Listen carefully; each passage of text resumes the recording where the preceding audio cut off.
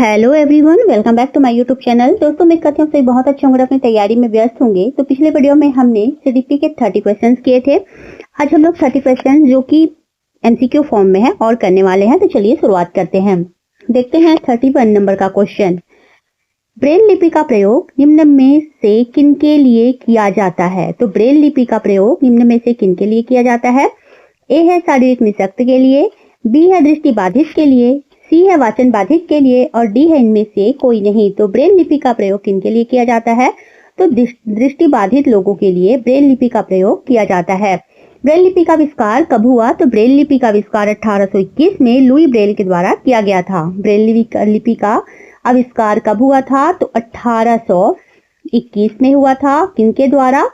तो Louis Braille के द्वारा। किनके द्वारा? लुई ब्रेल के द्वारा ब्रेल लिपि का आविष्कार किया गया था। चलिए आगे बढ़ते हैं।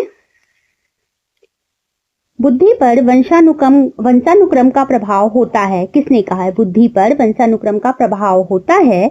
यह कथन किसका है? गैसेल का है, गाल्टन का है, जर्मन का है या डॉक्टर माथुर का है? तो बुद्धि पर वंशानुक्रम का प्रभाव होता है, यह कथन है जर्मन का। ऑप्शन जो सी है सही उत्तर हो जाएगा। 33 नंबर के क्वेश्चन में आते हैं। मनुष्य का व्यवहार मुख्यतः किससे प्रेरित होता है? मनुष्य का व्यवहार मुख्यतः किससे प्रेरित होता है?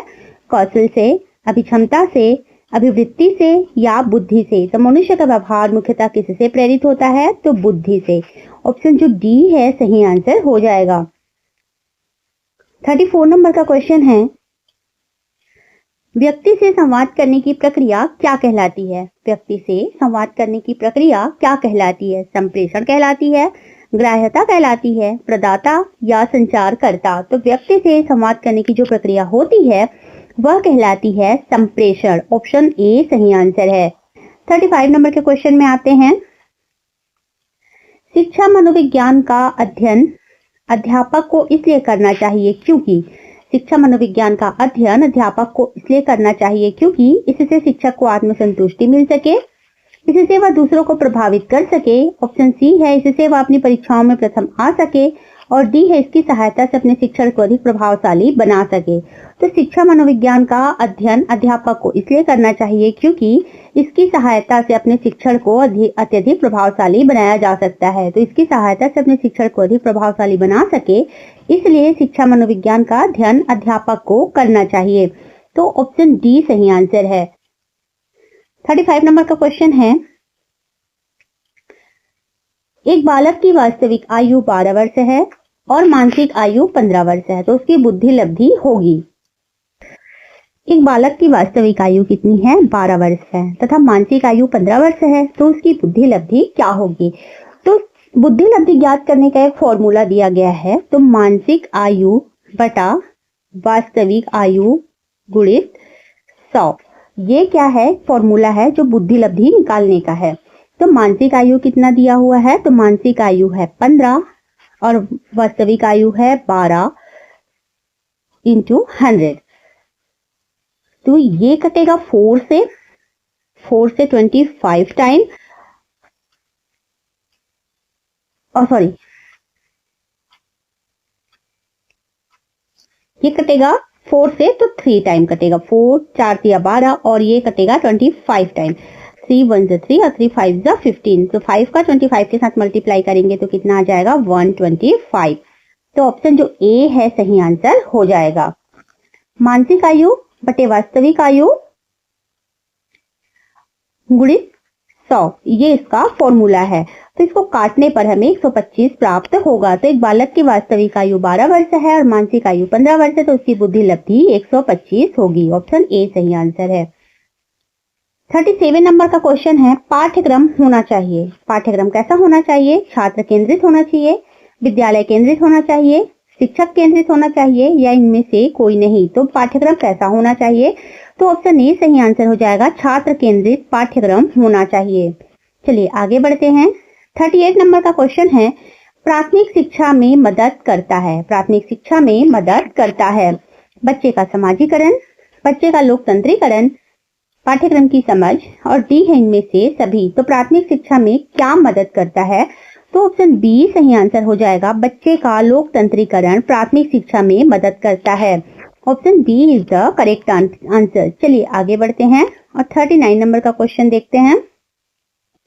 छात्रों को प्रेरित करने की सही विधि है। छात्रों को प्रेरित करने की सही विधि है दंड, फटकारना, प्रशंसा या मारना पीटना। तो अगर छात्रों को किसी बात के लिए प्रेरित करना है तो अगर उनकी प्रशंसा की जाए तो छात्र जल्दी प्रेरित होते हैं। तो ऑप्शन जो सी है ये सही आंसर हो जाएगा। 40 नंबर का क्वेश्चन है, शिशु के प्रति सहानुभूति एवं प्यार दुलार से किस संवेग की उत्पत्ति होती है। शिशु के प्रति सहानुभूति एवं प्यार दुलार से किस संवेग की उत्पत्ति होती है। क्रोध की होती है, भय की होती है, अनुराग की होती है या आक्रामकता की होती है। तो शिशु के प्रति सहानुभूति एवं प्यार दुलार से किस संवेग की उत्पत्ति होती है। तो ऑप्शन सी सही आंसर हो जाएगा, अनुराग की अर्थात प्रेम की। चलिए आगे बढ़ते हैं।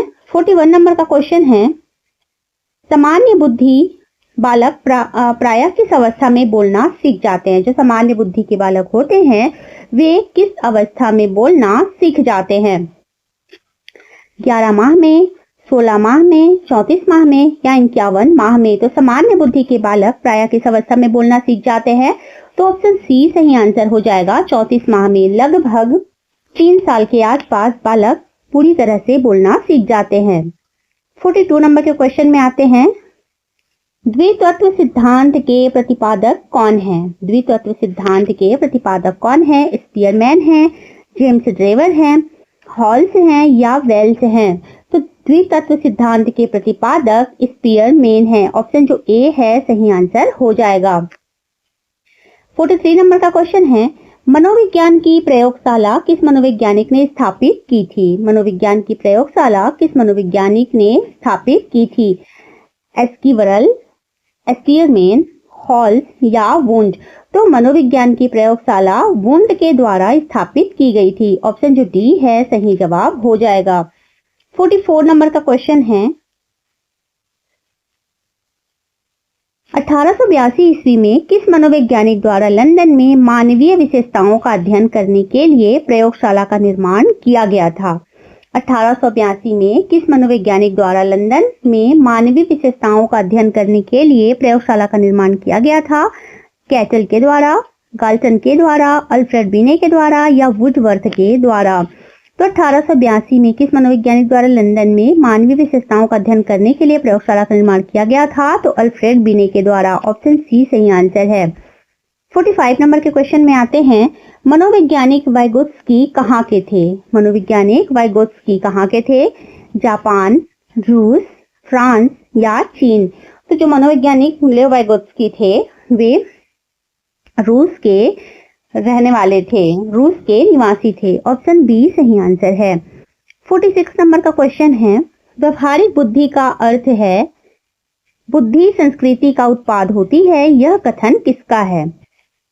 व्यवहारिक बुद्धि का अर्थ है कि बुद्धि संस्कृति का उत्पाद होती है, यह कथन किसका है। स्टर्नबर्ग का है, वाइगोत्स्की का है, सैलोवी का है या मेयर का है।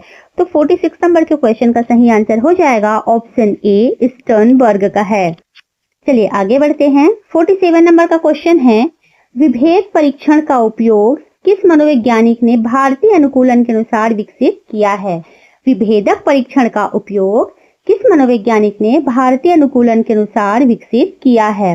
हॉरेस ने, वालास ने, जेपी गिलफोर्ड ने या जे.एम. ओझा ने। तो सही आंसर हो जाएगा ऑप्शन डी, विभेदक परीक्षण का उपयोग किस मनोवैज्ञानिक ने भारतीय अनुकूलन के अनुसार विकसित किया है। तो जे.एम. ओझा ने किया है। ऑप्शन डी सही आंसर है। 48 नंबर का क्वेश्चन है, किस अभिक्षमता को AST के नाम से जाना जाता है। किस अभिक्षमता को AST के नाम से जाना जाता है। विभेदक अभिक्षमता को, सामान्य अभिक्षमता को, अभिक्षमता सर्वेक्षण परीक्षण को या व्यावसायिक अभिक्षमता को। तो किस अभिक्षमता को AST के नाम से जाना जाता है। तो ऑप्शन सी सही आंसर हो जाएगा, अभिक्षमता सर्वेक्षण परीक्षण को। 49 नंबर का क्वेश्चन में आते हैं, प्रारंभ में आत्मा का प्रयोग किस कार्य के लिए किया गया था। प्रारंभ में आत्मा का प्रयोग ये शोध है, किस शोध में किया जाता था। ये शोध लिखा हुआ है, ठीक है, इसको देख लीजिएगा। किस शोध में किया जाता था। अर्थ शोध, दर्शन शोध, समाज शोध या शिक्षा शोध में। तो प्रारंभ में आत्मा का प्रयोग किस शोध में किया जाता था, तो दर्शन शोध में या दर्शन शास्त्र में किया जाता था। 50 नंबर का क्वेश्चन है, किसका अभिप्राय अपने व्यवहार को नियंत्रित करने से है। किसका अभिप्राय अपने व्यवहार को नियंत्रित करने से है।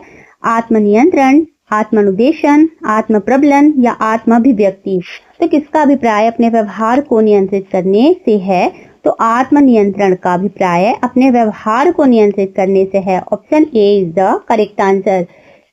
51 नंबर के क्वेश्चन में आते हैं, किसका तात्पर्य उन विशिष्ट तरीकों से है जिनके द्वारा व्यक्ति अपनी अनुभूतियों को व्यक्त करता है। आत्मनियंत्रण, अंत निरीक्षण, आत्मसम्मान या आत्म प्रबलन। तो किसका तात्पर्य उन विशिष्ट तरीकों से है जिनके द्वारा व्यक्ति अपनी अनुभूतियों को व्यक्त करता है। तो सही जवाब हो जाएगा आत्म प्रबलन के द्वारा। ऑप्शन डी सही आंसर हो जाएगा। किस परीक्षण में 10 मसीलक्ष्य या स्याही धब्बे होते हैं। किस परीक्षण में 10 मसीलक्ष्य या स्याही धब्बे होते हैं। रोरसा परीक्षण में, 16 पीएफ में, ईपीक्यू में या एमएमपीआई में। तो किस परीक्षण में 10 स्याही धब्बे होते हैं, तो रोरसा परीक्षण में। ऑप्शन ए सही आंसर हो जाएगा। 53 नंबर का क्वेश्चन है, व्यक्तियों के शारीरिक बीमारियों में कितने प्रतिशत तक दबाव की भूमिका महत्वपूर्ण है। व्यक्तियों के शारीरिक बीमारियों में कितने प्रतिशत तक दबाव की भूमिका महत्वपूर्ण है। 45 से 65, 51 से 69, 52 से 71 या 50 से 70। तो ऑप्शन जो डी है सही आंसर हो जाएगा कि व्यक्तियों के शारीरिक बीमारियों में कितने प्रतिशत तक दबाव की भूमिका महत्वपूर्ण है, तो 50 से 70 तक। ऑप्शन डी सही आंसर है। पैथोलॉजी ऑफ ब्रेन नामक पुस्तक किसके द्वारा प्रकाशित है। पैथोलॉजी ऑफ ब्रेन नामक पुस्तक किसके द्वारा प्रकाशित है। हॉलर के द्वारा, फिलिप के द्वारा, क्रैपलिन के द्वारा या बेंजामिन रस के द्वारा। तो ये जो बुक है पैथोलॉजी ऑफ ब्रेन, यह क्रैपलिन के द्वारा प्रकाशित किया गया बुक है। ऑप्शन सी सही आंसर हो जाएगा। 55 नंबर का क्वेश्चन है, असामान्य मनोविज्ञान के आधुनिक युग के जनक थे। असामान्य मनोविज्ञान के आधुनिक युग के जनक कौन थे। एडलर थे, सिगमंड फ्रायर थे, जुंग थे या जीन एक्स क्यूरल थे। तो असामान्य मनोविज्ञान के आधुनिक युग का जनक सिगमंड फ्रायर थे। ऑप्शन बी सही आंसर हो जाएगा। 56 नंबर का क्वेश्चन है, फादर ऑफ मेडिसिन के नाम से किस मनोवैज्ञानिक को जाना जाता था। फादर ऑफ मेडिसिन के नाम से किस मनोवैज्ञानिक को जाना जाता था। हिप्पोक्रेटिस को, आइजेंक को, अरस्तु को, प्लेटो को। तो फादर ऑफ मेडिसिन के नाम से किस मनोवैज्ञानिक को जाना जाता था, तो अरस्तु को। ऑप्शन सी सही आंसर हो जाएगा। चलिए आगे बढ़ते हैं। 57 नंबर का क्वेश्चन है, सामूहिक पागलपन के प्रमाण किस शताब्दी से किस शताब्दी तक मिले। सामूहिक पागलपन के प्रमाण किस शताब्दी से किस शताब्दी तक मिले। 10वीं से 15वीं शताब्दी तक, 11वीं से 16वीं शताब्दी तक, 10वीं से 14वीं शताब्दी तक और 10वीं से 16वीं शताब्दी तक। तो हमारा सही आंसर हो जाएगा 10वीं से 16वीं शताब्दी तक। ऑप्शन डी सही आंसर हो जाएगा, इसको ध्यान में दीजिएगा। 58 नंबर का क्वेश्चन है, मनोस्नायु विकृति के रोग का लक्षण है। मनः स्नायु विकृति के रोग का लक्षण है भय, आशंका, रोग या कष्ट। तो मनः स्नायु विकृति के रोग का लक्षण क्या है, तो ऑप्शन बी सही आंसर हो जाएगा, आशंका। 59 नंबर का क्वेश्चन है, छात्रों में चोरी करने की आदत को कैसे दूर किया जा सकता है। छात्रों में चोरी करने की आदत को कैसे दूर किया जा सकता है, तो बालकों को पारितोषिक देकर या इनाम देकर, उदाहरण देकर, ताड़ना देकर या सजा देकर। तो छात्रों में चोरी करने की आदत को कैसे दूर किया जा सकता है, तो उदाहरण देकर। ऑप्शन बी सही आंसर हो जाएगा। क्वेश्चन नंबर 60 है और इस वीडियो का लास्ट क्वेश्चन है, अधिगम का शिक्षा में योगदान है। अधिगम का शिक्षा में योगदान है व्यवहार में परिवर्तन, नवीन अनुभव प्राप्त करने में, समायोजन में और ऑप्शन डी है इनमें से सभी। तो अधिगम का शिक्षा में योगदान है, इनमें से सभी। अधिगम का शिक्षा में क्या क्या योगदान है? तो व्यवहार में परिवर्तन में योगदान है, नवीन अनुभव प्राप्त करने में योगदान है और समायोजन करने में योगदान है। तो ऑप्शन डी हमारा सही आंसर हो जाएगा। तो चलिए दोस्तों, आज के इस वीडियो में हमने पूरे 30 क्वेश्चंस कंप्लीट किए हैं। मिलते हैं नए वीडियो में नए टॉपिक के साथ, तब तक के लिए धन्यवाद।